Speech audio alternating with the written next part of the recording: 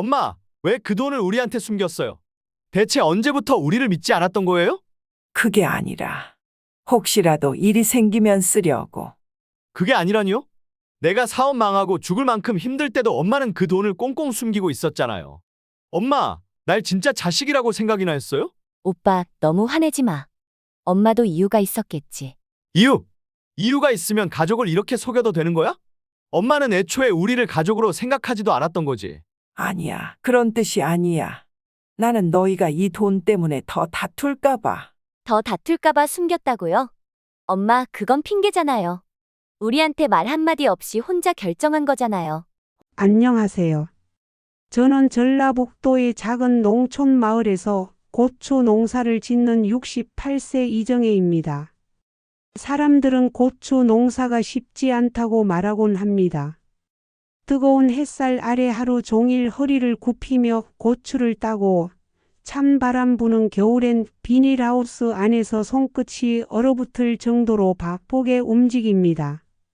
저도 그런 고생스러운 하루하루를 보내며 살아왔습니다.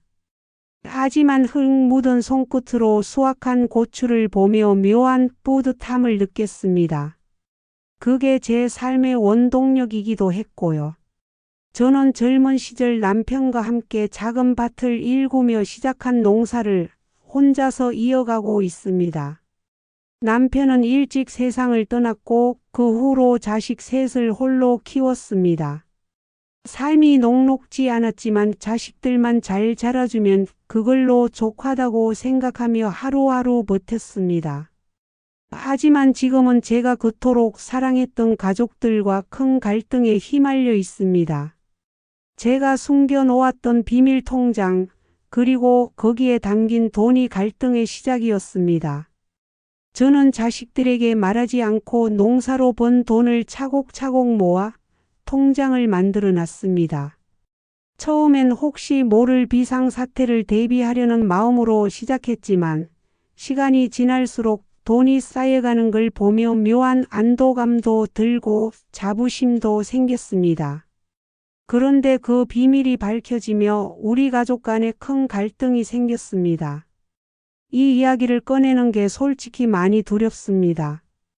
하지만 저의 경험을 나눔으로써 비슷한 상황에 놓인 분들에게 작은 위로나 도움이 되었으면 합니다. 저 같은 부모님들, 그리고 자식들이 이 이야기를 들으면서 가족의 의미에 대해 다시 한번 생각해 보셨으면 좋겠습니다. 구독과 좋아요, 그리고 따뜻한 댓글은 저에게 큰 힘이 됩니다.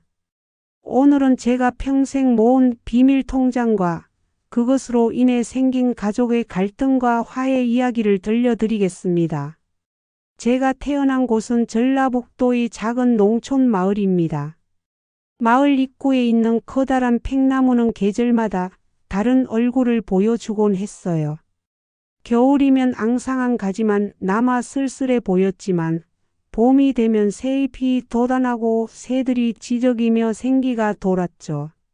그 밑에서 친구들과 놀던 기억이 아직도 생생합니다. 흙으로 밥을 만들고 나무 막대기를 칼 삼아 소꿉놀이를 했었지요. 그때는 세상이 참 단순하고 평화로웠습니다. 우리 집은 소작농이었어요. 아침부터 저녁까지 일을 하셔도 늘 쌀독이 비어있곤 했습니다. 그 시절엔 가난이란 단어조차 사치처럼 느껴질 정도였죠. 하지만 저는 부모님이 늘 웃음을 잃지 않으셨던 게 참 신기했습니다. 새벽마다 볏짚 냄새를 맡으며 어머니가 준비한 주먹밥을 먹고 아버지가 들려주던 옛날 이야기를 들으며 잠들던 그날들은 아직도 제 기억 속에서 가장 따뜻한 시절로 남아 있습니다. 학교를 졸업하고 성인이 되자 부모님께서는 그 작은 밭을 제게 물려주셨어요. 그 밭은 커 보이지도 않았고 비옥하지도 않았지만 제겐 세상에서 가장 소중한 유산이었습니다. 그래서 남편과 결혼 후 그 밭에서 고추 농사를 시작했어요. 처음에는 잘 몰라서 고생을 많이 했죠. 고추가 잎만 무성하고 열매가 맺히지 않아 한 해 농사를 망친 적도 있었고, 태풍이 불어온 해는 땀 흘려 키운 고추가 온통 물에 잠기기도 했습니다. 그런 날이면 남편과 둘이 앉아 술 한 잔에 한숨만 내쉬곤 했습니다. 하지만 농사를 하면서도 작은 행복들이 있었어요. 처음으로 고추를 수확했던 날의 기쁨은 지금도 잊을 수 없습니다. 다가온 햇볕 아래 온종일 허리를 굽히며 따낸 고추를 널어놓고 보니 마음 한구석이 뿌듯했어요. 그때 남편이 저를 보며 우리도 이제 먹고 살 걱정은 안 해도 될 것 같아. 라고 말했을 때 얼마나 안심이 되었는지 모릅니다. 그런 행복도 오래 가지 못했습니다. 남편이 병으로 세상을 떠나면서 제 인생은 송두리째 흔들렸습니다. 제가 살면서 그렇게 무너진 적은 없었어요. 남편이 세상을 떠난 날 밤 아이들이 잠든 틈에 이불을 뒤집어 쓰고 소리 죽여 울었습니다. 남편의 빈자리는 너무 컸고 새 아이를 혼자 키울 생각에 막막했죠. 그래도 아이들이 제겐 삶의 이유였어요. 큰아들은 어릴 때부터 똑똑하고 야심이 있었습니다. 사업가가 되고 싶다는 말을 들었을 땐 정말 자랑스러웠죠. 둘째는 밝고 적극적인 성격으로 사람들 사이에서 늘 중심에 있었습니다. 그런 딸이 결혼할 때는 너무 행복해서 그날 밤 잠을 제대로 못 잤어요. 막내는 조용하면서도 남을 배려할 줄 아는 아이였습니다. 간호사가 되고 싶다는 꿈을 이루기 위해 공부하는 모습이 얼마나 기특했는지 모릅니다. 하지만 세월이 흐르면서 아이들과의 관계는 조금씩 달라졌습니다. 큰아들이 사업에 실패했을 때는 제 탓인 것만 같았어요. 어릴 때 더 많은 걸 해주지 못해서 뒷받침을 제대로 못 해줘서 실패한 건 아닐까 자책했습니다. 딸은 이혼을 겪으면서 마음의 벽이 생긴 듯 했어요. 재혼 이야기가 나왔을 땐 가족 간에도 묘한 긴장감이 감돌았습니다. 막내는 간호사로 성공했지만 일이 바쁘다며 연락이 뜸해졌습니다. 혼자 지내는 날들이 많아지면서 집이 더 넓고 쓸쓸하게 느껴졌어요. 그때 저는 혹시 모를 상황에 대비하려고 비밀 통장을 만들었어요. 고추 농사로 번 돈의 일부를 조금씩 모아두기 시작했습니다. 처음엔 단순히 아이들에게 짐이 되지 않기 위해 시작한 일이었지만 돈이 쌓여갈수록 마음이 든든해졌습니다.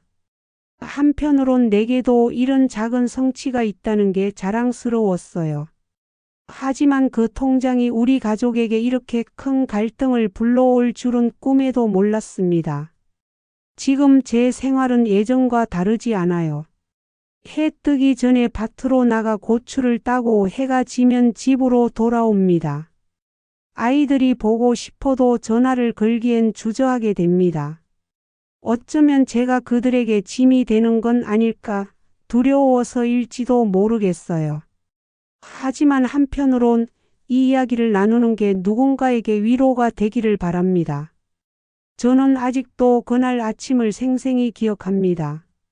집안 곳곳에 고소한 갈비찜 냄새가 퍼졌고 이따 아이들과 식탁에 둘러앉아 오랜만에 웃고 떠들 시간을 기대하며 부엌에서 움직이고 있었습니다. 큰아들이 며칠 전 엄마, 당분간 집에서 머물고 싶어요. 라고 말했을 때는 반가운 마음이 컸습니다.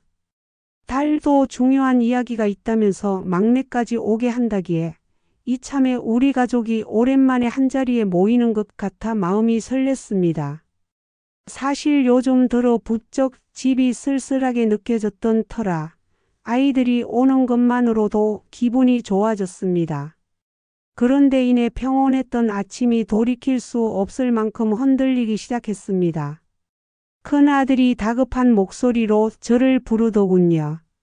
엄마, 이거 뭐예요? 큰아들이 서랍에서 무언가를 들고 서 있었습니다. 손에 들린 것은 제가 평생 농사를 지으며 조금씩 모은 돈이 들어있는 통장이었습니다. 그 통장은 제 비밀이었습니다. 아니, 제 마지막 자존심과도 같았습니다. 그 순간 제 머릿속이 새하얘졌습니다. 들켰구나. 라는 생각에 숨이 막히는 것 같았습니다. 어떻게 설명해야 할지, 아니 설명할 필요가 있는지도 모르겠더군요. 저는 멍한 상태로 서 있었고 아들의 얼굴에는 분노와 충격이 서려 있었습니다. 엄마! 이게 대체 뭐냐고요? 이렇게 많은 돈을 숨기고 있었다고요? 아들이 들고 있는 통장에는 10억이라는 숫자가 선명히 찍혀 있었습니다. 이 돈은 제가 손에 흙을 묻히며 허리가 휘도록 일하며 모은 돈이었습니다. 그건 그냥 혹시 몰라서 모아둔 거야. 제 목소리는 작고 힘이 없었습니다. 진심을 말해야 한다는 생각은 했지만 어디서부터 어떻게 설명해야 할지 몰랐습니다. 아들의 목소리는 점점 커졌습니다. 사업 자금 때문에 그렇게 힘들어할 때는 못 도와주시더니 이런 돈이 있으면서 왜 저한테 말도 안 했어요? 엄마, 그때 내가 얼마나 힘들었는지 아세요? 그의 말에 가슴이 철렁 내려앉았습니다. 사실 저는 아들이 사업에 실패하고 힘들어하는 모습을 누구보다 잘 알고 있었습니다. 그 모습을 보면서도 돈 이야기를 꺼내지 못했던 이유는 제가 도와준다고 해서 그 상황이 나아질 거라고 확신할 수 없었기 때문이었습니다. 그건 내가 힘들까봐, 돈 때문에 더 부담스러울까봐. 제 말은 제대로 끝나지도 못하고 흐려졌습니다. 왜냐하면 저 역시 제 마음속 깊은 곳에 있는 진짜 이유를 알고 있었으니까요. 돈을 빌려준다고 해서 상황이 좋아지지 않는다면 그 후에 생길 갈등이 더 두려웠던 겁니다. 그때 딸이 대화를 끊었습니다. 오빠, 너무 흥분하지 마. 엄마가 그 돈을 일부러 숨긴 건 아니겠지. 하지만 딸의 목소리에서도 미묘한 서운함이 묻어났습니다. 그녀는 이혼 후 재혼 문제로 가족 간의 소통이 단절됐다고 느끼고 있었으니까요. 그리고 아마도 이번 사건을 통해 저 역시 자신을 믿지 않았다고 느꼈을 겁니다. 막내는 한동안 말없이 서 있었습니다. 그러다 한숨을 쉬며 조용히 입을 열었죠. 엄마, 왜 말씀 안 하셨어요? 저도 요즘 고민이 많은데 엄마가 우리한테 이런 걸 숨겼다는 게 좀 이해가 안 돼요. 그 순간 막내의 눈빛에서 느껴지는 실망감을 마주하자 눈물이 나올 것 같았습니다. 막내는 항상 저를 잘 이해하고 가장 가까이 있던 아이였는데 그 아이마저도 저를 멀리하는 것처럼 느껴졌습니다. 큰아들은 참지 못하고 소리를 지르며 나갔습니다. 엄마는 우리를 믿지 않았던 거야. 엄마가 생각하는 가족은 대체 뭐예요? 돈이 가족보다 중요했나요? 문이 닫히는 소리에 제 심장이 철렁했습니다. 그의 마지막 말은 칼처럼 가슴을 베어갔습니다. 가족이 제 삶의 전부였는데 그 전부가 이렇게 부서져가는 걸 보며 무력감이 밀려왔습니다. 그날 저녁 집은 깊은 침묵 속에 휩싸였습니다. 아이들이 다 돌아간 후 저는 혼자 거실에 앉아 그 통장을 바라보았습니다. 저 자신이 한심하다는 생각이 들었습니다. 왜 처음부터 솔직하게 말하지 못했을까요? 돈을 숨긴 것이 잘못된 것인지 아니면 이 상황을 초래한 것이 제 탓인지 분간이 안 되었습니다. 며칠 후 막내가 다시 집에 찾아왔습니다. 평소 조용했던 아이는 조심스럽게 입을 열었습니다. 엄마, 사실 저 많이 서운했어요. 바쁘다는 핑계로 엄마를 챙기지 못한 건 제 잘못이지만 엄마도 저한테 더 마음을 열어주셨으면 좋았을 것 같아요. 그 말을 듣는 순간 마음이 찢어질 듯 아팠습니다. 그 아이에게 얼마나 무심했는지, 그리고 제가 얼마나 아이들에게 상처를 줬는지 깨달았습니다. 딸도 며칠 뒤 전화를 걸어왔습니다. 엄마, 재혼 얘기 꺼냈을 때 엄마가 그냥 내가 알아서 하겠지라고 한 거 기억나요? 그때 엄마가 저를 걱정해 주길 바랐는데 엄마는 너무 담담하시더라고요. 저한테 관심 없으신 줄 알았어요. 딸의 말에 미안한 마음이 밀려왔습니다.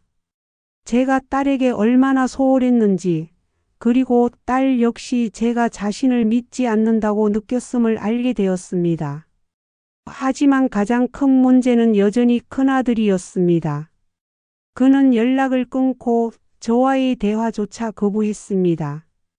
통장 문제로 인해 생긴 상처는 그 아이에게 너무도 깊었나 봅니다. 저는 매일 밤 그 아이를 떠올리며 죄책감에 잠을 이루지 못했습니다. 우리 가족은 그렇게 하나로 엮여 있던 끈이 조금씩 끊어져 가고 있었습니다. 통장은 비밀이었고 그 비밀은 우리 가족에게 감당하기 힘든 갈등을 남겼습니다. 우리 가족의 갈등은 그 통장이 발견된 날부터 점점 깊어졌습니다. 저는 모든 것이 제 잘못이라는 생각에 매일 가슴을 부여잡고 한숨을 쉬었습니다. 밤이면 잠을 이룰 수 없었습니다. 그 통장은 단순한 비상금이었지만 우리 가족에게는 불신과 오해의 씨앗이 되어버렸습니다. 큰아들은 통장 문제로 저를 완전히 외면하기 시작했습니다. 그날 집을 나가며 했던 그의 마지막 말이 제 가슴에 꽂혀 지금도 잊히지 않습니다. 엄마는 우리를 믿지 않았어요. 엄마한테 가족은 결국 돈보다 못한 존재였던 거예요. 그 말이 제 심장을 찢어 놓았습니다. 가족을 위해 살아온 제 삶이 부정당하는 기분이었으니까요. 하지만 그 아이의 마음도 이해가 갔습니다. 사업에 실패했을 때 얼마나 좌절하고 외로웠을지 짐작이 됐으니까요. 아이의 손을 잡아주고 싶었지만 저는 그렇게 하지 못했습니다. 아니, 하지 않았습니다. 그 이유는 분명하지 않았지만 제가 그 아이의 실패에 가담하는 것 같은 두려움 때문이었을지도 모릅니다. 며칠 후 막내가 집에 찾아왔습니다. 막내는 평소처럼 차분한 목소리로 말을 꺼냈습니다. 엄마, 오빠가 너무 힘들어하는 것 같아요. 엄마가 대화 좀 해보면 안 될까요? 그 말 속에는 걱정과 더불어 저를 향한 섭섭함도 섞여 있었습니다. 막내는 늘 제가 큰아들과 둘째 딸을 더 챙긴다고 느꼈던 것 같았습니다.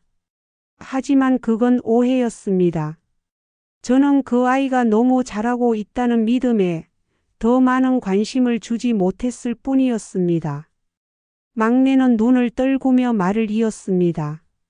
엄마, 저 사실 엄마가 우리한테 이런 비밀을 가지고 있을 줄 몰랐어요. 엄마가 더 빨리 얘기해 줬으면 좋았을 텐데. 그 말이 얼마나 아프게 들렸는지 모릅니다. 막내는 제가 믿고 의지할 수 있는 유일한 존재라고 생각했는데 그 아이조차도 제게 실망감을 느끼고 있다는 사실이 저를 더욱 무겁게 짓눌렀습니다. 딸도 재혼 문제로 저와 대립하기 시작했습니다. 딸은 몇 년 전 이혼을 겪으며 가족들의 시선에서 벗어나고 싶어 했습니다. 하지만 그녀의 재혼 이야기가 나오면서 갈등은 더욱 커졌습니다. 어느 날 딸이 저에게 이렇게 말했습니다. 엄마, 제가 재혼 얘기 꺼냈을 때 엄마가 너무 담담하게 대답하셔서 정말 서운했어요. 저도 엄마가 제 편이 되어줄 줄 알았거든요. 그 말을 듣는데 숨이 막히는 것 같았습니다. 저는 딸이 다시 상처받을까봐 재혼 이야기에 적극적으로 동의하지 못했습니다. 하지만 딸은 그걸 제 무관심으로 받아들였던 겁니다. 저는 힘겹게 말을 꺼냈습니다. 엄마가 너한테 신경 못 써서 미안하다. 그런데 엄마는 내가 또 힘들어질까봐 그게 걱정이 돼서. 딸은 고개를 떨구며 아무 말 없이 한숨만 쉬었습니다. 딸의 눈에는 눈물이 맺혀 있었지만 저는 그것마저 위로할 자신이 없었습니다. 딸은 결국 제게 완전히 마음을 닫아버리는 것 같았습니다. 그날 밤 혼자 거실에 앉아 아이들이 돌아갔던 날의 모습을 떠올렸습니다. 큰아들은 통장을 들고 분노에 차 나갔고, 딸은 재혼 문제로 나를 원망하며 서운한 표정을 짓고 있었고, 막내는 말없이 한숨만 내쉬었습니다.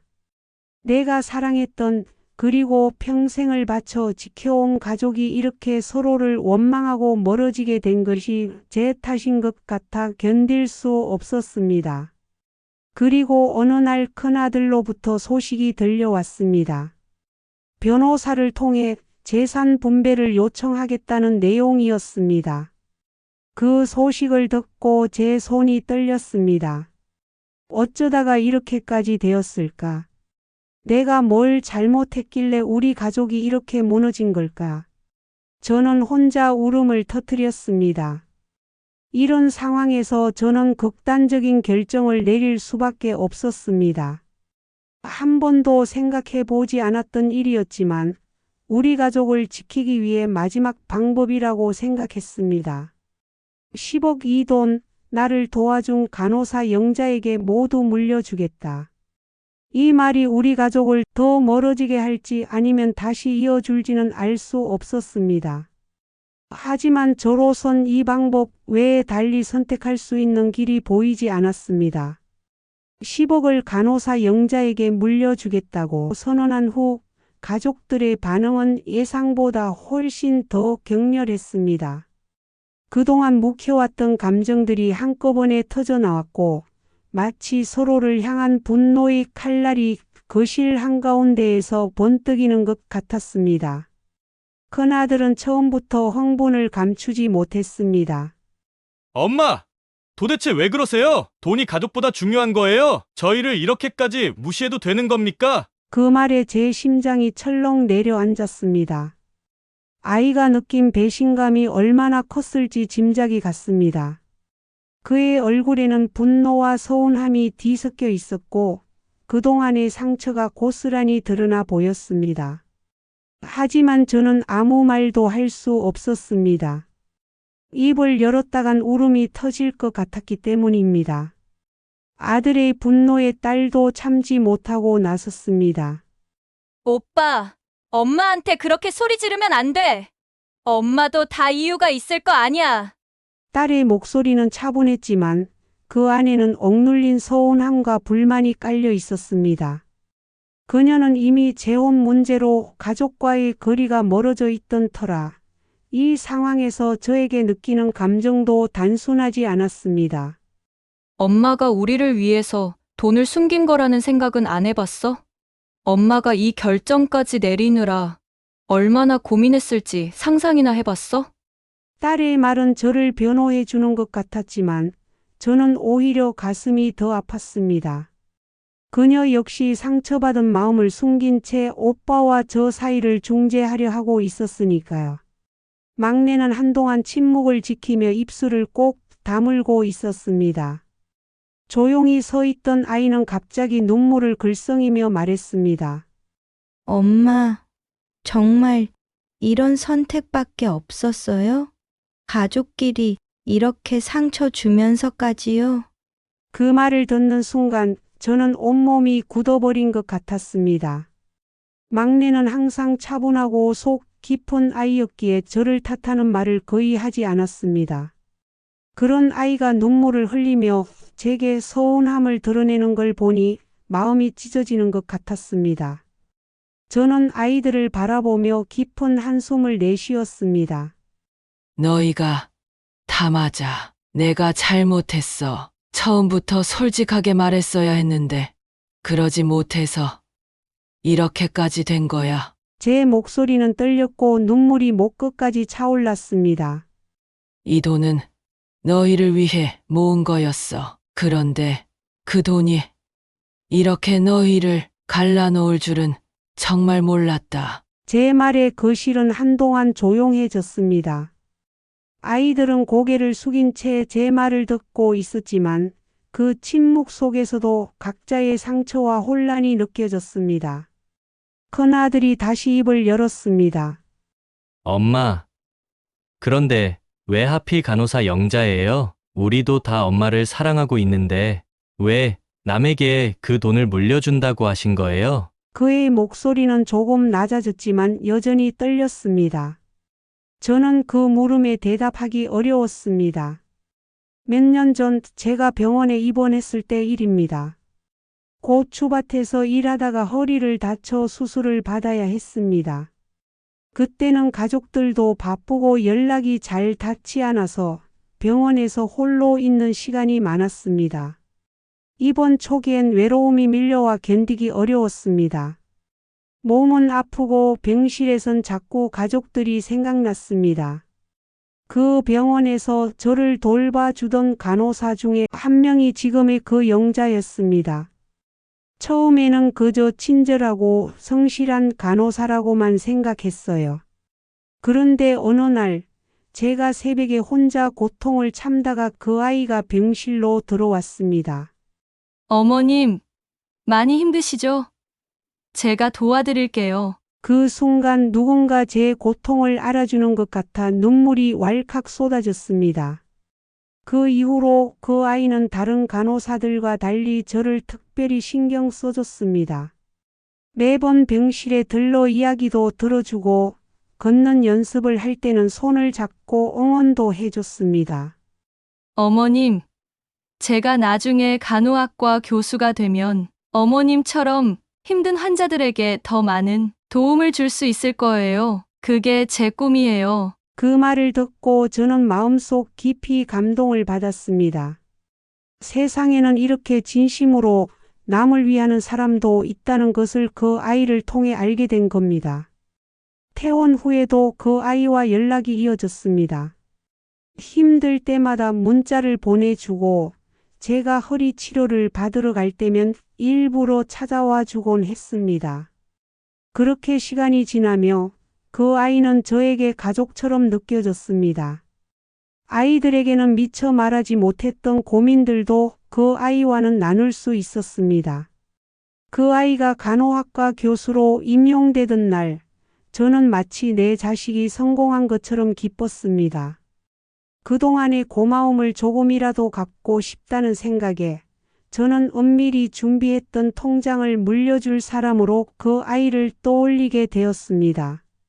그 아이는 내가 힘들 때 내 곁에 있어줬어. 내가 병원에서 혼자 있을 때 찾아와주고 내가 아무 말 못할 때 손을 잡아준 사람이야. 너희가 없었다는 뜻이 아니야. 그저 나는 그 아이에게 고마웠을 뿐이야. 제 말이 끝나기도 전에 큰아들은 다시 화를 냈습니다.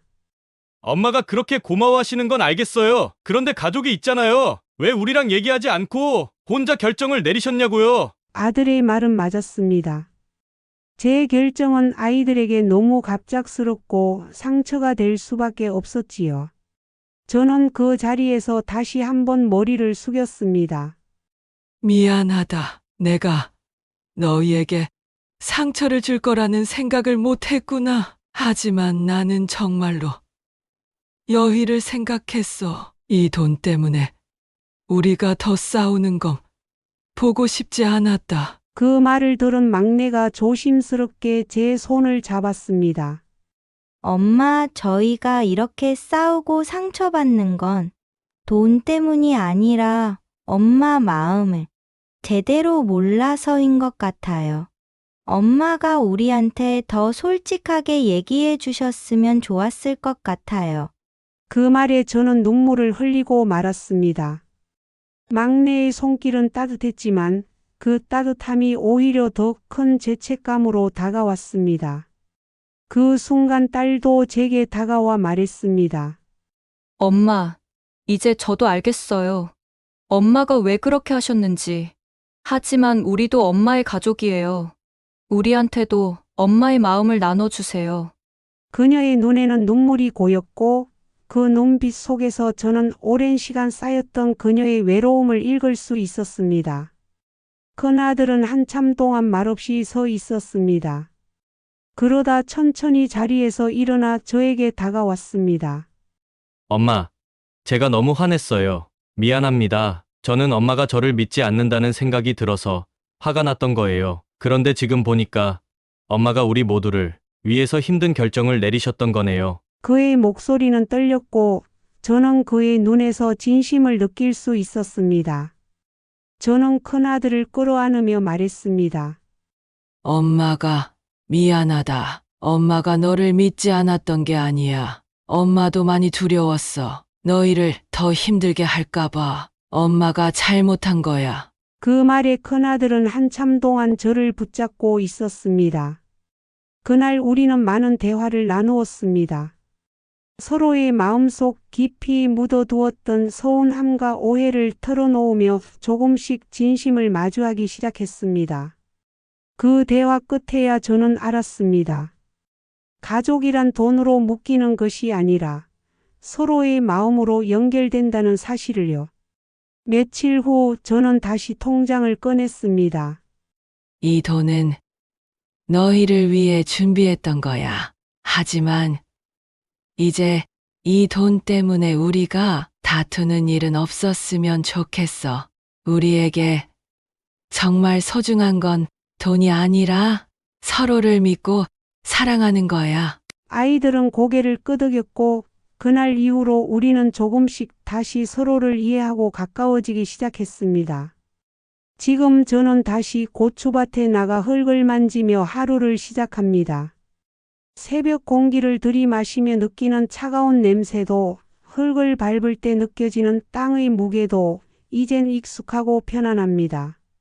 예전엔 이 모든 것이 버거웠습니다. 손에 쥔 흙이 희망이 아니라 책임처럼 느껴졌고 밭은 삶을 이어가기 위한 전쟁터 같았지요. 하지만 지금은 조금 달라졌습니다. 가족들이 다시 조금씩 모여들고 있습니다.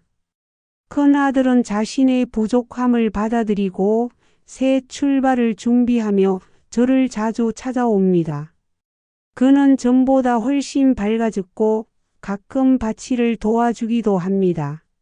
엄마, 이거 고추 제대로 따는 거 맞아요? 그의 장난스러운 말에 웃음이 터질 때마다 저는 예전에 화목했던 순간들이 떠오릅니다. 아이가 저를 향해 화내던 날과는 전혀 다른 모습입니다. 딸은 재혼 후 행복하게 지내고 있습니다.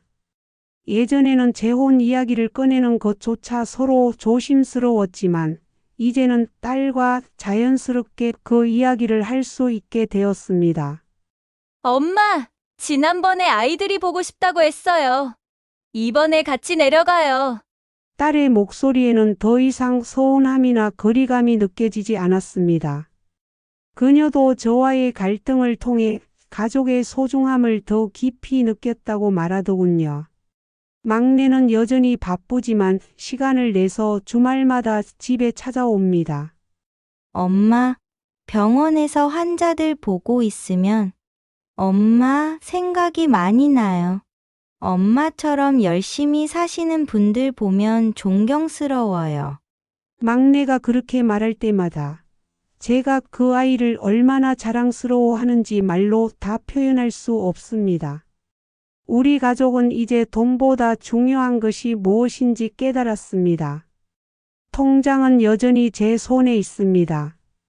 하지만 그 안의 돈은 더 이상 가족을 갈라놓는 무언가가 아니라 우리가 함께 모일 수 있는 희망의 씨앗으로 남아 있습니다. 아이들이 필요할 때마다 조금씩 꺼내 쓰는 중입니다. 큰아들이 새로운 사업을 시작할 때도, 딸이 집을 새롭게 꾸밀 때도, 막내가 뜻하지 않은 어려움에 부딪힐 때도 그 돈은 조금씩 쓰였습니다. 하지만 가장 중요한 건 이제 그 돈에 얽매이지 않는다는 겁니다. 저는 아이들에게 이런 말을 했습니다. 엄마는 이제 돈 걱정을 내려놓으려고 한다. 우리 가족이 함께 있다는 것만으로도 나는 충분히 행복하다. 그 말에 아이들은 고개를 끄덕이며 웃었습니다. 이제 저는 혼자가 아닙니다. 가족들이 예전처럼 다시 모여들었고 우리 집은 다시 따뜻한 웃음소리로 가득 찼습니다. 아침마다 밥상에 둘러앉아 이야기를 나누고 하루 일과를 서로에게 들려주는 평범한 일상이 제게는 가장 소중한 보물이 되었습니다. 여러분, 저는 이 이야기를 통해 가족의 의미를 다시 한번 깨달았습니다. 가족은 돈으로 연결되는 관계가 아닙니다. 서로를 이해하고 믿으며 때로는 용서할 줄 아는 마음에서 비롯되는 것입니다. 저처럼 가족 간의 갈등으로 힘들어하는 분들이 계시다면 제 이야기가 조금이나마 위로가 되었으면 합니다. 여러분도 한번 여러분 곁의 가족을 떠올려 보세요. 지금 그들에게 작은 마음이라도 표현해 보세요. 그것이 나중에는 큰 기적이 될 수 있을지도 모릅니다. 오늘 제 이야기를 들어주셔서 진심으로 감사합니다. 구독과 좋아요, 그리고 따뜻한 댓글은 저에게 큰 힘이 됩니다. 앞으로 여러분도 사랑으로 가득 찬 나날을 보내시길 바랍니다.